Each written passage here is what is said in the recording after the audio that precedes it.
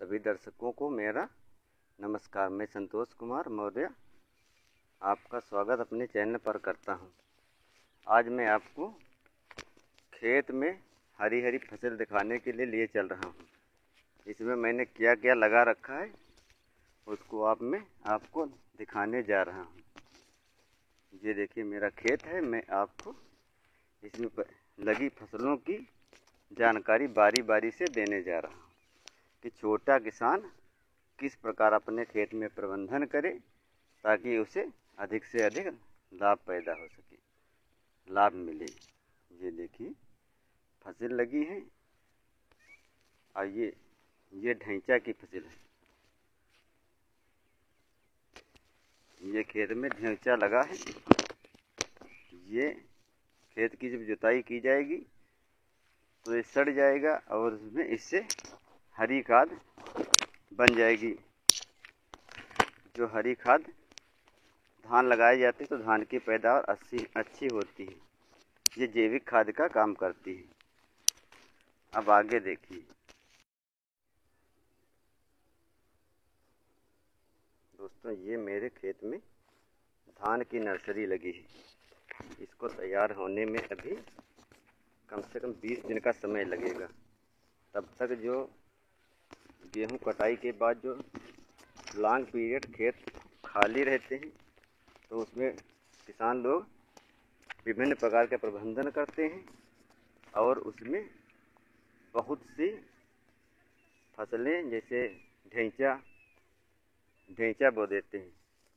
ढैंचा बोने से फ़ायदा ये होता है कि जब खेत में धान की रोपाई करना होता है तो धान की रोपाई करने से पहले इसको हैरों की सहायता से खूब अच्छी तरह जोत दिया जाता है और इसको जोतने के बाद फिर खेत में पानी भरकर और रोटावेटर या कल्टीवेटर की सहायता से कंदाई की जाती है। कंदाई करने के बाद धान की रोपाई होती है। इसी पीरियड में जिन किसान भाइयों के जैसे जानवर होते हैं तो जानवर के लिए चारे की आवश्यकता होती है। तो ये देखिए मैंने चरी लगा रखी है। ये चरी के पौधे देखिए कितने स्वस्थ दिखाई दे रहे हैं। इसी से जानवरों का चारा चलता है। जब तक धान ना लगे तब तक इसी से चारा खिलाया जाता है। इसके बाद जो अवशेष बचते हैं उनकी जुताई कर दी जाती है और जुताई करने के बाद धान की रोपाई कर दी जाती है। अब मैं आपको मक्के की फसल के बारे में जानकारी देने जा रहा हूँ। आगे आपको मक्के की खेत में लिए चल रहा हूँ। दर्शकों, ये देखिए मक्के का खेत हमारा है। ये इधर छोटे छोटे पेड़ दिखाई दे रहे हैं क्योंकि इनमें जानवर आ जाते हैं। जैसे गाय हैं, लील गाय हैं, वो चर जाती हैं।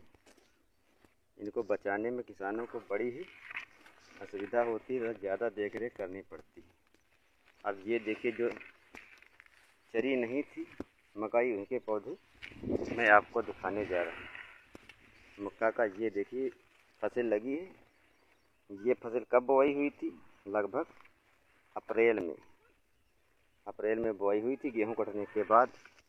क्योंकि गेहूं कटने के बाद लॉन्ग पीरियड तक खेत खाली रहते हैं, इसलिए किसान भाई विभिन्न प्रकार की फसलें बो लेते हैं। ये फसल मकई की लगभग 100 दिन में तैयार हो जाती है। अब इसमें भुट्टा वाली किस प्रकार आती है ये मैं आपको दिखाना चाहता हूँ। ये देखिए मकई का कितना स्वस्थ पौधा है, इसमें ये भुट्टा आ गया है। ये देखिए ये इसमें जो बाल नुमा दिखा रहे हैं ये बहुत ही सिल्की और मुलायम है। अब भगवान ने इन बालों को इसमें क्यों लगाया है? ये देखिए सभी मक्का के भुट्टों में बाल लगे हैं। क्योंकि वैज्ञानिक दृष्टि से अगर इसको देखा जाए तो ये पौधे का मादा भाग होता है और ये ऊपर जो दिखा रहे हैं आपको बालर, ये इसमें देखिए नन्हे फूल इसी में भी आए हैं। ये नर भाग है। जब नर भाग के परागण इस मादा भाग पर गिरते हैं। ये देखिए हैं, ये इसीलिए लगे हैं कि ऊपर से परागण गिरे और इसमें फंस जाएं, तब निषेचन क्रिया होती है, तो बीज का निर्माण होता है। इसी तरह इसमें मक्का में दाना आता है। दाना आने के बाद अगर चाहें तो इसको कच्चा भी तोड़ा जा सकता है, भुट्टा के रूप में चबाया जा सकता है, और अगर इसको ना तोड़ा जाए तो इसको पकाकर आटा भी बन सकता है इसका, और इससे इसकी रोटी जो आटे की बनती है वो बहुत ही उपयोगी और पौष्टिक होती है। ये हमें मक्का का आटा जो मोटा अनाज होता है, ये विभिन्न बीमारियों से हमें बचाता है। ये देखिए, ये मक्का की फसल है। अब मैं आगे आपको दूसरी फसल दिखाने के लिए ले चलता हूँ। अब मैं आपको नई फसल के बारे में जानकारी देने जा रहा हूँ। अब मैं आपको एक बहुत ही विचित्र और बहुत ही अच्छी सब्जी की जानकारी देने जा रहा हूँ, जो बेल के रूप में होती है। अब ये देखिए, ये खेत में किनारे किनारे इसको कहते हैं सेंठा पतौरा। पतौरे की फसल लगी है। इसका काम क्या होता है, इससे जो देहात क्षेत्र में छप्पर बनाए जाते हैं, इसी को काट कर छप्पर बनाए जाते हैं, और इसमें विभिन्न प्रकार के सेंठा पतौरा निकलता है। उसी की सहायता से देहाती आदमी, ग्रामीण आदमी छप्पर बना लेते हैं। अब मैं आपको परवल के बारे में जानकारी देने जा रहा हूँ। ये देखिए, खाही के किनारे किनारे परवल लगा है। ये देखिए, आप नज़दीक से देखिए, ये देखिए बेल परवल की है। ये कितनी अच्छी लगती है। इसमें परवल की बेल इन मूंजों पर फैल जाएगी, और इससे फ़ायदा ये होगा कि बरसात में पानी नहीं भरेगा खेत में, और इस पर मूंजों के ऊपर परवल लगेंगे, जिसे तोड़कर जब जी चाहे तब खाया जा सकता है। ये देखिए, ये परवल का पेड़ इन मूंजों पर फैल चुका है, और इसमें फसल लगभग आने वाली है, शुरू हो चुकी है। ये देखिए, परवल लगा है। अब मैं आपको जूम करके दिखाने का प्रयास करता हूँ। ये देखिए, इस प्रकार का परवल है। क्योंकि आप सभी परवल से परिचित हैं, क्योंकि सब्जी के रूप में प्रयोग होता है और आप सब इसे खाते हैं। लेकिन बहुत से ऐसे हमारे दर्शक हैं जिन्हें भाई देहात में जाने का मौका नहीं मिलता है, तो उन्हें पेड़ कहाँ दिखाई पड़ेगा। इसलिए मैं आपको परवल का पेड़ दिखाई देता। अब ये देखिए, ये सब परवल फैले हैं। इनसे लगभग तीसरे दिन 1 किलो परवल इतने में निकल आता है, और इससे इसकी सब्ज़ी ही बहुत ही पौष्टिक होती है। इसके बारे में आपको मैं एक जानकारी और देना चाहता हूँ, क्योंकि जो व्यक्ति बीमार होते हैं या इनके पेट कमज़ोर होता है, तो डॉक्टर भी बताते हैं कि परवल की सब्ज़ी बहुत ही फ़ायदेमंद होती है, और परवल खाने से पेट की आंतें मजबूत होती हैं। ये देखिए, परवल फैला है। ये परवल फैला है। ये देखिए, मैं आपको तोड़ कर दिखाता हूँ। ये देखिए, परवल लगा है। अब ये नन्हे नन्हे परवल ये आ रहे हैं। ये देखिए, ये बहुत ही देखने में मनमोहक लगते हैं। ये देखिए, ये ग्रामीण लड़के बकरी चरा रहे हैं। ग्रामीणों में विभिन्न प्रकार के जानवर पाले जाते हैं। अब ये बकरी चर रही हैं।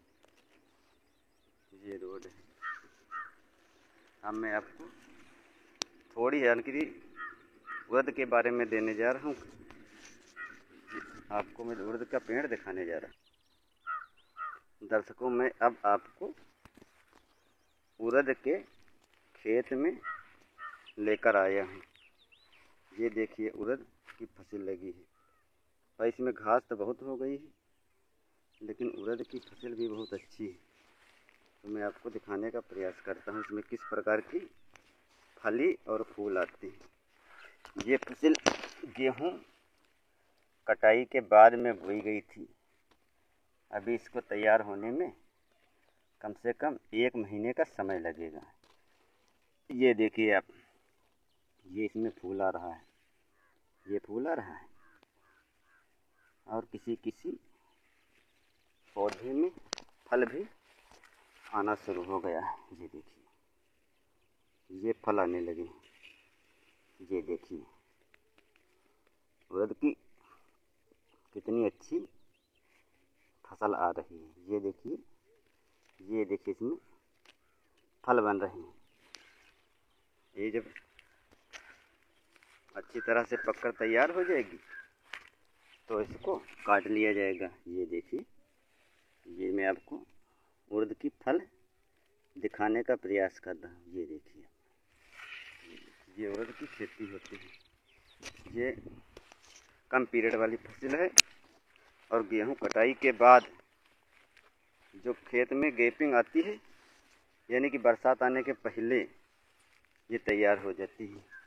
अगर इनको किसान भाई बोने में लेट कर देते हैं और अगर कटाई के समय पानी बरसने लगा तब तो फिर इसको तोड़ना काटना बड़ा मुश्किल हो जाता है। अगर इसमें पानी भर जाए तो उड़द की फली सड़ने लगती है। अब मैं आपको 84-36 गन्ने के बारे में बताने जा रहा हूँ। ये देखिए 84-36 गन्ने की मैंने बीज तैयार किया है। ये देखिए मैंने लगभग 5 किलो गन्ना बुआई किया था। ये देखिए आप, इसकी मूरी कितनी तेज हो गई, बड़ी हो गई। इतने में कम से कम 3-4 मूरी में कम से कम 2 कुंटल गन्ना निकलेगा।